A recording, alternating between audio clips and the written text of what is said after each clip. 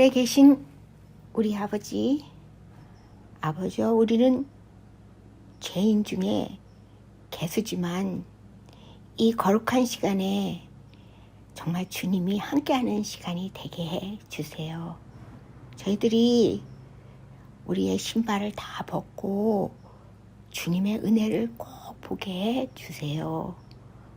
흑암 중에서 떠오르는 빛과 같이 우리의 마음을 빛 가운데 거하시는 하나님의 임재를 느끼게 해 주세요. 안일함 속에서 아무것도 모르고 사는 어리석은 자가 되는 게 아니라 진리와 영으로 하나님께 예배 드리는 자가 되게 해 주세요.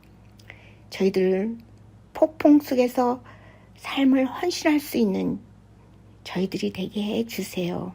그리고 가장 참된 정확한 하나님의 말씀을 깨닫고 준비된 사람이 되게 해 주시고 주님만을 나타낼 수 있는 사람이 되게 해 주세요. 아버지요, 오늘 이 안식일에 저희들이 하나님의 눈물과 하나님의 사랑을 볼 수 있게 해 주세요. 언제나 손을 내미시고 용서하시는 그 하나님, 그 손을 꼭 붙드는 믿음을 주세요. 그래서 우리 마음속에 하나님을 섬기는 것을 기뻐하고 하나님께 충성된 것이 가장 기쁘고 하나님께 겸손한 것이 가장 우리 인생의 행복이라고 깨닫게 해 주세요. 아버지, 이 교회가 오직 예수님만 높일 수 있고 예수님이 머무를 수 있는 가장 행복한 교회가 되고 행복한 안식학교 시간이 되게 해 주세요. 예수 그리스도 이름으로 간절히 기도했습니다. 아멘.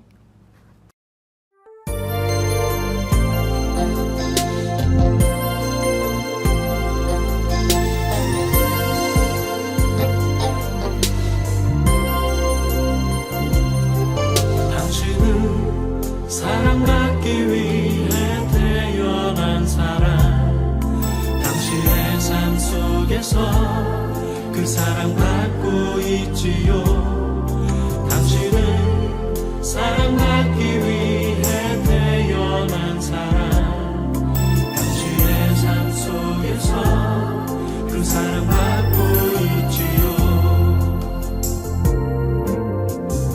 태초부터 시작된 하나님의 사랑은 우리의 만남을 통해 열매를 당신이 세상에 존재함으로 인해 우리에겐 얼마나 큰 기쁨이 되는지. 당신은 사랑받기 위해 태어난 사람, 지금도 그 사랑 받고 있지요. 당신은 사랑받기 위해 태어난 사람, 지금도 그 사랑 받고 있지요.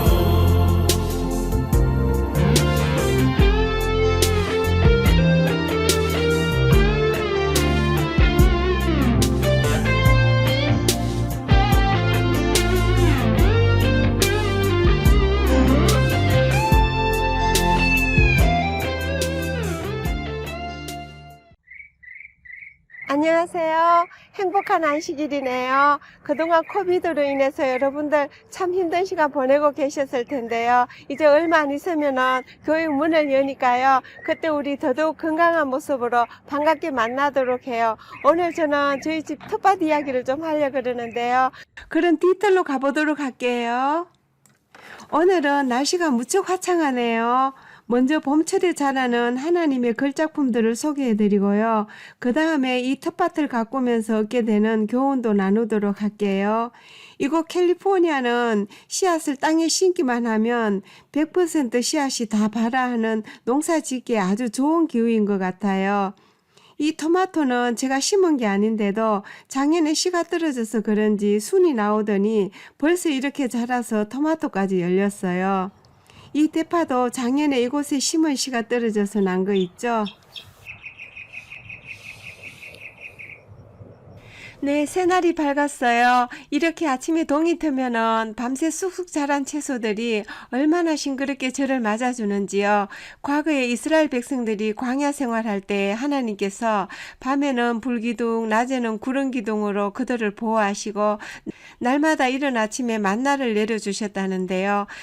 지금도 눈에 보이는 불기둥과 기름기둥은 아니지만 저희를 보호해 주시는 그 두 기둥은 여전히 존재한다는 생각이 들어요. 그때 하늘에서 내렸던 만나 또한 오늘 현실에서 그 만나를 체험하고 계시는지요? 사실 우리가 하나님의 은혜가 아니라면 뭐 하나 만들어 먹을 수 있겠어요. 이 부추와 미나리도 우리가 키우는 것 같지만 사실 하나님께서 다 키워주시는 거죠.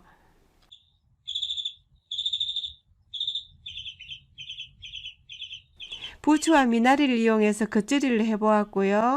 그리고 여러분들 이 아보카도 좋아하시죠? 네, 저는 아보카도를 먹을 때마다 물만 먹고 자라는 이 아보카도 나무에서 어떻게 그렇게 기름지고 영양이 풍부한 열매가 맺히는지 참 신기한 거 있죠? 이 레몬도 건강식에서는 아주 요긴하게 사용되어지죠.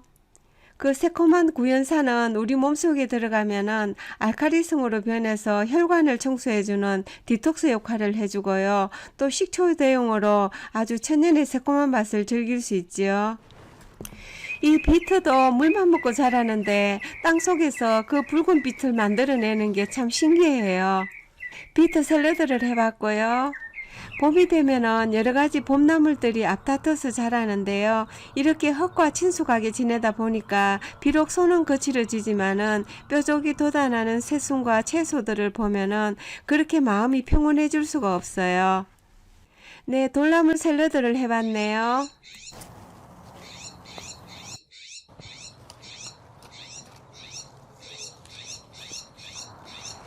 그리고 이거는 머위인데요. 2뿌리 정도 얻어다 심었는데 이렇게 많이 번졌어요. 줄기는 껍질을 벗기고 데쳐낸 후에 나물로 하고요. 잎은 호박잎처럼 삶아서 먹으면 쌉싸름한 맛이 입맛을 돋우어주는 것 같아요. 맛의 대가이신 하나님께서는 이런 손맛까지도 우리에게 허락해 주셨네요. 모이 줄기볶음과 모이 쌈으로 만들어 봤고요. 이건 로메인 상추인데요. 통통하게 알을 가졌네요. 오늘 점심은 모듬 쌈밥을 하려고 여러가지 야채들을 넉넉히 준비해야 해요. 이거는 적상추인데요. 이곳 캘리포니아는 햇빛이 좋아서 상추가 색상이 이렇게 고운 거 있죠?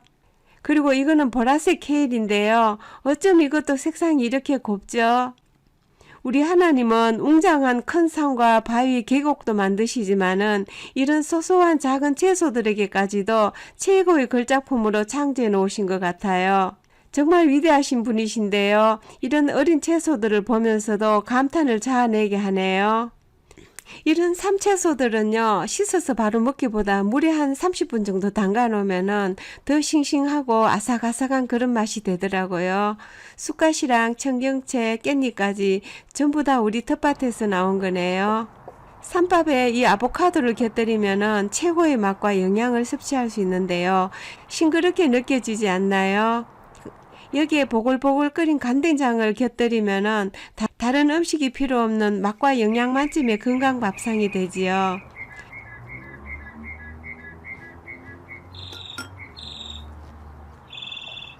이렇게 소박한 밥상을 차렸는데요. 저희 집 돌쇠님이랑 같이 식탁을 마주했어요. 왜 저희 집에서는 돌쇠님이란 호칭을 쓰냐면요. 그 이유는 조금 이따가 알게 되실 거예요. 이렇게 저희는 하늘의 만나로 살아가는데요. 저희 집에 다녀가신 분들은 한 번씩은 이 상추쌈을 드셨던 거 기억이 나실 텐데요. 어서 빨리 이 코비드가 끝나고 내년에는 같이 상추쌈을 먹었으면 좋겠네요.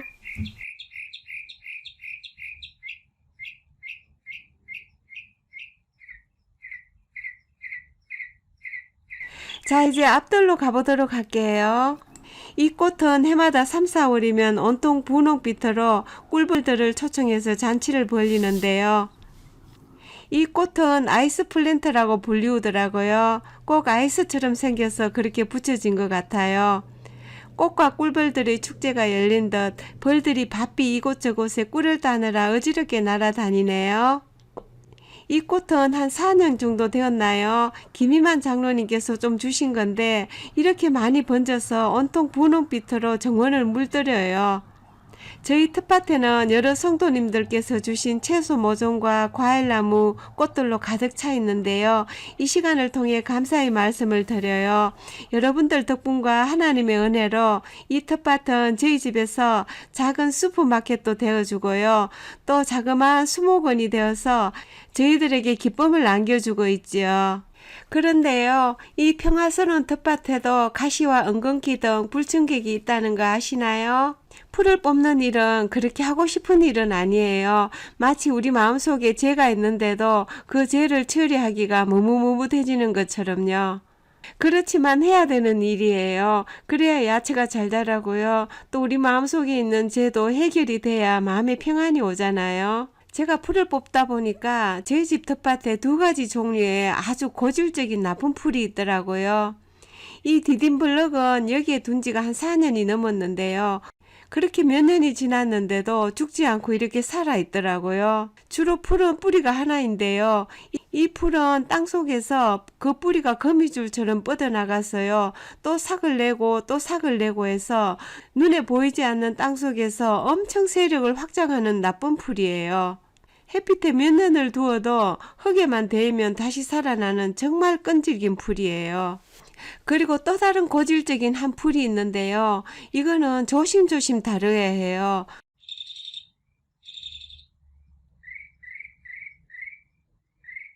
뿌리 부분에 동글동글 씨들이 수십 개가 붙어 있는데요. 확대해서 보여드릴게요. 꼭 뭐 같아 보이나요? 혹시 우리가 건강 강의 들을 때 자주 봐왔던 암세포 같이 생기진 않았나요? 그렇게 생각하니까 징그럽게까지 느껴지는데요. 여기 다닥다닥 붙어있는 수십 개의 이 알 같은 씨가 떨어져 나가면은요, 온 텃밭은 수백 수천 개의 숫자로 기하급수적으로 이 풀들이 장악을 하게 되지요. 처음에 밭에 이 풀이 출현했을 때는 저희는 대수롭게 생각하지 않았어요. 왜냐하면 뿌리 속에 이렇게 많은 씨앗들이 숨어 있는지 몰랐거든요. 그래서 소홀히 대했더니 얼마 안 돼서 이 풀들이 우후죽순으로 나오는 거 있죠. 이렇게 수십 개의 알들을 제가 긁어냈는데요. 여기 속에 자세히 보면은 속에서는 여전히 똑같은 것을 계속 생산해내는 것 같아요. 마치 암세포가 쉼 없이 자기 세포를 정식하는 것처럼 말이에요. 저는 이 2가지 종류의 고질적인 풀을 보면서 마음속에 품고 있는 보이지 않는 죄가 얼마나 더 크고 끈질기고 무서운지 새삼 느끼게 되었는데요. 이 풀은 한번 뽑아버린다고 해서 없어지는 게 아니더라고요. 날마다 자주 돌아보면서 제거를 해줘야 되는데요. 그래야 식물이 잘 자라듯이 우리의 마음밭도 이 땅처럼 관리를 잘 해줘야 될 필요가 있는 것 같아요. 마음을 지키는 일이 마음밭을 옥토로 만드는 것이란 생각이 드는데요. 옥토로 만들려면은 풀도 뽑아줘야 하지만 딱딱한 땅을 기경을 해야겠죠. 삽으로 흙을 뒤집고 로터리로 부드럽게 해주는 이 일은 아무리 바쁘더라도 저희 집 돌쇠님께서 해주셔야 해요. 아까 식사를 할 때 돌쇠님이란 호칭을 붙인 이유를 이제야 아시겠죠? 요즘은 웬만한 힘드는 일은 돌쇠님이 도와주기 때문에 제가 일하기가 수월한 것 같아요. 텃밭을 하다 보면 굉장히 부지런해지는데요. 모종도 옮겨 심고 물도 주고 풀도 뽑고 정말 할 일이 많지요. 그렇지만 짬을 내서 이렇게 활동하는 거는 건강에도 좋은 것 같아요.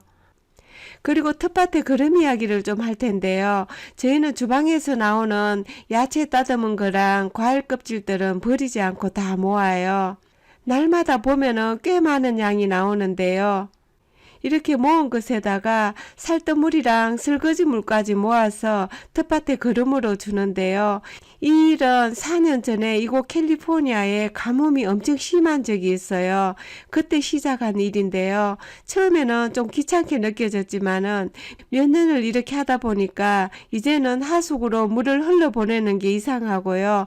또 음식물 쓰레기를 쓰레기통에 버리는 게 어색할 정도로 습관이 되어버렸어요. 이렇게 모아놓으면은 아침에 돌쇠님이 교회로 가시기 전에 뜰에 있는 나무 밑으로 운반해서 땅을 파고는 거름이 되도록 묻어주는데요. 덕택의 팔 근육, 어깨 근육은 피트니스 다니는 사람들 이상으로 체격이 좋아지더라고요. 이렇게 한 나무씩 돌아가면서 해주면은요, 땅에 산송화를 막아주는 것 같아요. 그래서 옥토가 되지요. 이렇게 텃밭을 하면서 얻는 유익이 많은데요. 첫째는 쓰레기가 줄어들면서 자연보호가 되고요. 옥토를 만들어주고 물 전략도 하게 되고 슈퍼마켓도 훨씬 적게 가게 되니까 경제적으로도 도움이 되죠. 야채들을 이웃과 나누다 보니까 기쁨도 누리게 되고요. 체력도 좋아지고 정신건강에도 참 좋은 것 같아요. 그 외에도 찾아보면은 더 많을 텐데요. 저는 무엇보다도 이 실물 교훈을 통해서 제 마음밭을 옥토로 만들어야 되겠다는 그런 다짐을 늘 하게 돼요. 여러분들께도 조금이나마 도움이 되었으면 좋겠네요. 감사합니다. 안녕히 계세요.